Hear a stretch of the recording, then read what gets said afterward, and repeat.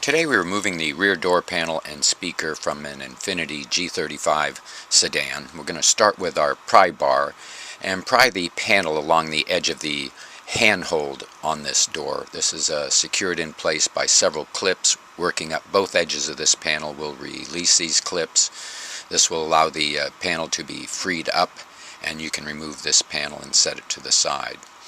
This is going to access two hidden screws, one at the bottom of the opening and a second at the top of the opening. Remove these two Phillips screws, and with your small flathead screwdriver or pry tool, gently pry the cover from the door open handle cavity, removing this panel and setting it to the side, and removing one Phillips screw from this area. With your pry bar, start at the bottom front edge of the door panel, prying the door panel from the door releasing clips. These clips all release with pry and pull pressure on the panel. We're going to work across the bottom of the panel, up the back and front edges of this panel. This will release all the panel clips. Once these clips are released, you can pull the bottom edge of the door panel back away from the door, verifying these clips are released, and lift it up out of the window jamb. Once this is up out of the window jamb, we're going to pull the back edge of this panel back for access to several cables here for the door lock and door handle. We're going to locate these cables.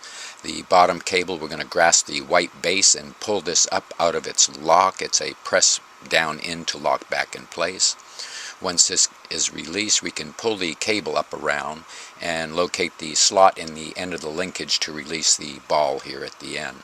This will release up out. Both these mechanisms are a little different, so we fit back to specific spots.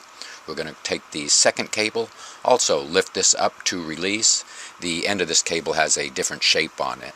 We have a full library removal guides for the G35 on our website. See our website if you need help with repair and troubleshooting. With these cables released, we're going to pull the back edge of pull the top edge of the door panel back to access the connectors at the control panel.